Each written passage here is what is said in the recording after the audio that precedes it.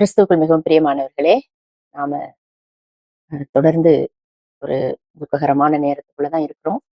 தமிழ்நாட்டிலே கரூரிலே நடந்த அந்த 41 பேருடைய மரணம் அது நம்மை வெகுவாய் பாதித்திருக்கிறது.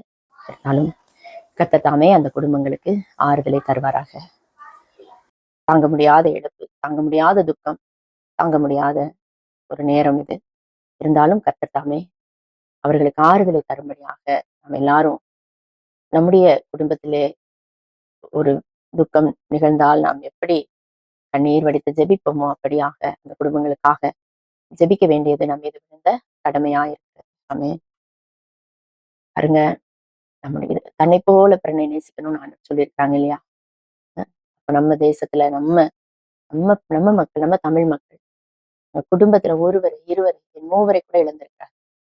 இந்த வேளையில நாம் நிச்சயமாகவே அவர்களுக்காக ஜெபிக்கிற போது அந்த குடும்பத்தினருக்கு கர்த்தருடைய ஆறுதலுக்கு கடந்து வரும். பரிசுத்த ஆவியானவருடைய ஆறுதலுக்கு கடந்து வரும். அது மாத்திரமல்ல, இனி நம்முடைய தேசத்திலே இப்படிப்பட்ட காரியங்கள் நடக்கக்கூடாது என்று ஹல்லேலூயா. நம்ம தான் என்ன செய்யணும்? பாரப்பட்டு ஜெபம் பண்ணணும். ஆண்டவரே, எல்லாவற்றையும் நீங்க உங்க கரத்துல தானே வச்சிருக்கீங்க. எங்க தேசத்துல, எங்க பட்டணங்கள்ல ஆண்டவரே இப்படிப்பட்ட காரியங்கள் இனி நடக்கவே கூடாது ஆண்டவரே. வேணாம் ஆண்டவரே, நிறுத்துங்கப்பா. பாதாளத்தின் வாசல்கள் மூடப்படட்டும். நரகத்தின் வாசல்கள் மூடப்படட்டும். பரலோகத்தின் வாசல்கள் திறக்கப்படட்டும்னு சொல்லி நம்ம தான் என்ன செய்யணும்? உத்தரவாதம் எடுத்து பாரத்தோடு செபிக்க வேண்டும். அதற்குத்தான் நம்மை கர்த்தர் அவருடைய பிள்ளைகளாக, ஊழியக்காரர்களாக, ஊழியக்காரிகளாக வைத்திருக்கிறார். ஆமென். கர்த்தருடைய நாமம் மகிமைப்படட்டும். நெகேமியா தீர்க்கதரிசியின் புஸ்தகம் 9ஆம் அதிகாரம் 14ஆம் வசனம் இந்த நாளிலே நாம் தியானிக்கிற வசனம். உமது பரிசுத்த ஓய்வு நாளை அவர்களுக்கு தெரியப்படுத்தி உமது தாசனாகிய மோசையைக் கொண்டு அவர்களுக்கு கற்பனைகளையும் கட்டளைகளையும் நியாய பிரமாணங்களையும் கற்பித்தீர். யாருக்கு? வனாந்தரத்திலே நடந்து வந்த யூத ஜனங்களுக்கு, இஸ்ரேல் தேசத்தை நோக்கி நடந்து வந்த யூத ஜனங்களுக்கு ஆண்டவர் அவருடைய ஓய்வு நாளை அவர்கள் பரிசுத்தமாய் ஆசரிக்க வேண்டும் என்று கற்பித்தார். நீங்க ஓய்வு நாளை பரிசுத்தமாய் ஆசரிக்கிறீங்களா? அது நமக்கு ஒரு நிரந்தரமான கட்டளையாக இருக்கிறது. ஓய்வு நாள்ல தான் ஷாப்பிங் போறது, இன்னும் சிலர் சினிமாவுக்கு போறாங்க, இன்னும் சிலர் ஃப்ரெண்ட்ஸை பார்க்கறதுக்கு போறாங்க. பரிசுத்த ஓய்வு நாள்ல நம்ம என்ன செய்யக்கூடாது? நம்முடைய சொந்த வேலையை நம்ம செய்யக்கூடாது. வசனம் அப்படித்தான் சொல்லுகிறது. நீ உன்னுடைய சொந்த வேலையை செய்யாமல் அந்த நாளை நீ கர்த்தருக்கு பரிசுத்தமான நாளாக நீ ஆசரிக்கணும்னு சொல்லி கர்த்தர் நமக்கு கட்டளையிட்டு இருக்கிறார். நம்ம அவருடைய கட்டளைகளின்படி, பிரமாணங்களின்படி நடவாததுனாலதான் தேசத்துல சேமம் இல்லாமல் போகிறது. எப்போதெல்லாம் தேசம் அழிவை காண்கிறதோ, எப்போதெல்லாம் தேசத்திலே சேமம் இல்லாமல் போகிறதோ, எப்போதெல்லாம் தேசத்துல இப்படிப்பட்ட துயரங்கள் நடக்கிறதோ, அப்போதெல்லாம் நம்ம 2 நாளாகவும் 7:14 நம்ம ஞாபகத்துக்கு கொண்டு வரணும். என் நாமம் தரிக்கப்பட்ட என் ஜனங்கள் தங்களை தாழ்த்தி ஜெபம் பண்ணி என் முகத்தை தேடி தங்கள் பொல்லாத வழிகளை விட்டு திரும்பினால், அப்பொழுது நான் அவருடைய ஜெபத்தை கேட்டு தேசத்துக்கு சேமத்தை தருவேன் என்று சொல்லியிருக்கிறார். நம்ம தேசத்துக்கு சேமம் வரணும்னா நம்மளை தாழ்த்தணும், ஜெபம் பண்ணணும், அவர் முகத்தை தேடணும், நம்முடைய பொல்லாத வழிகளை விட்டு திரும்பணும். இங்கு கொடுக்கப்பட்டிருக்கிற கட்டளை இது நிரந்தரமான கட்டளை. பிரமாணங்கள், கட்டளைகள், கற்பனைகள் வழி நம்ம நடக்கணும்.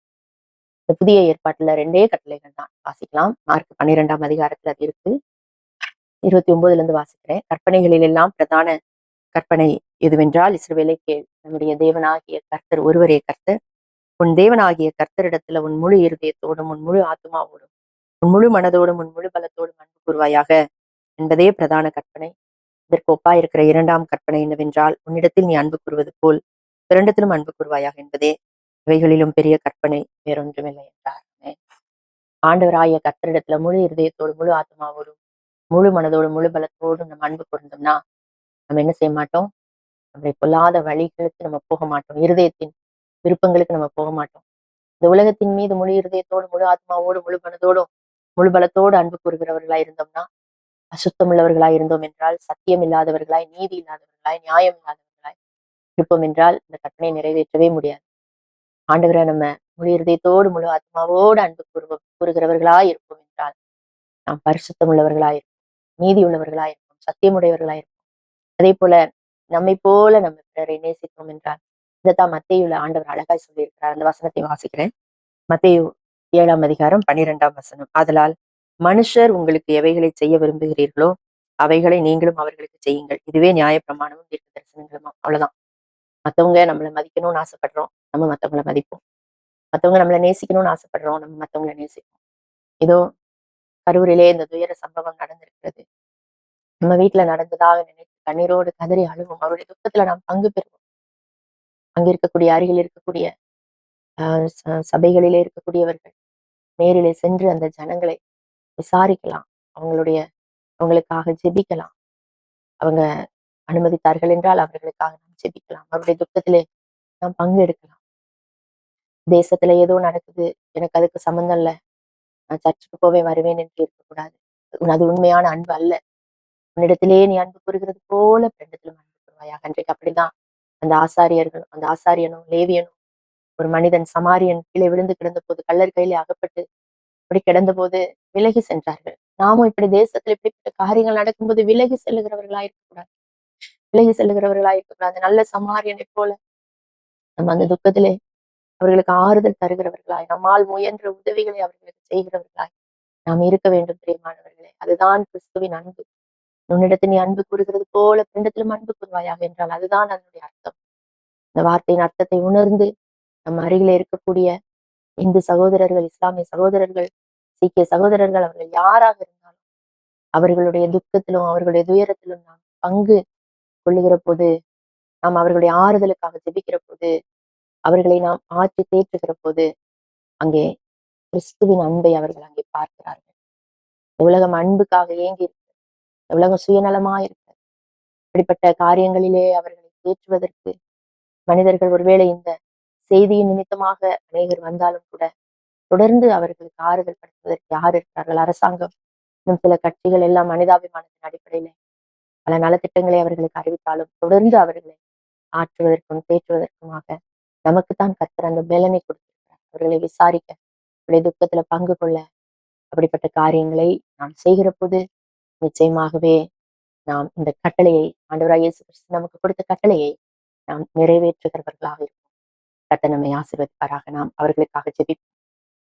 கிருபை இரக்கம் நிறைந்த எங்கள் அன்பின் தகப்பனே, வாழ்ந்த கரூரிலே மரித்து போன இந்த 41 பேருடைய குடும்பங்களுக்காக நாங்கள் ஜெபிக்கிறோம் ஆண்டவரே.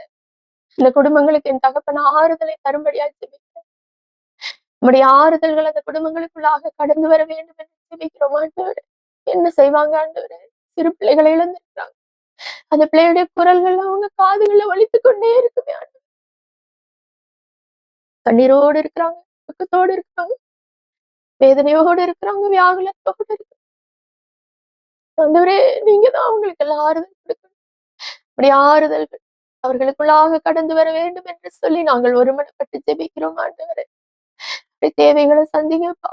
ஆண்டவரே, தன்னுடைய ஒரே மகன் தன்னை வாழ வைப்பான், தன்னை காப்பாற்றுவான், தன்னை வயதான நாட்களிலே தனக்கு ஒரு ஒன்றுகோலாய் இருப்பான் என்று சொல்லி நம்பியிருந்த அநேக தாய்மார்கள் தங்கள் பிள்ளைகளை இழந்திருக்க வீட்டிலே செல்லம் போல விளையாடி கொண்டிருந்த தங்கள் பெண் பிள்ளைகளை இழந்திருக்கிறார். ஆறுதல்கள் அந்த குடும்பங்களுக்குள்ளே கடந்து வர ஆண்டவரே, ஆறுதலை கொடுங்க. தேற்றரவாளராயிருங்க ஆண்டவரே. தேற்றரவாளராயிருங்க. தங்களுக்கு உரித்தானவர்களை இழந்து தவிக்க கணவன், மனைவி, பிள்ளைகள், பெற்றோர்கள் யாராக இருந்தாலும் ஆண்டவரே, சகோதர சகோதரி ஆற்றுவீராக, தேற்றுவீராக, அரவணைப்பீராக, முத்தமிடுவீராக. அன்று லாசருடைய கல்லறையில போய் மார்த்தாளோடு மரியாளோடு சேர்ந்து கண்ணீர் விட்டீங்களே ஆண்டவரே, இப்போதும் நீர் கண்ணீர் விடுகிறீர். இனி ஒருபோது நாங்க இப்படிப்பட்ட செய்திகளை எங்குமே கேள்விப்படாதபடி ஞான இருதயத்தை அதிகாரிகளுக்கு கொடுங்க, அமைச்சர்களுக்கு கொடுங்க, முதலமைச்சர்களுக்கு கொடுங்க, தேசத்தை ஆளுகிறவர்களுக்கு கொடுங்க ஆண்டவரே.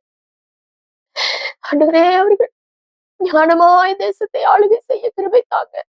இனி ஒருபோதும் நாங்கள் இப்படிப்பட்ட காரியங்கள் எங்கள் கண்களினால் பார்க்காதபடி, எங்கள் காதுகளினால் கேட்காதபடி அப்பா வெளியடை தேசத்துல உடைய பாதுகாப்பு உண்டாக ஜெபிக்கிறோம் ஐயா.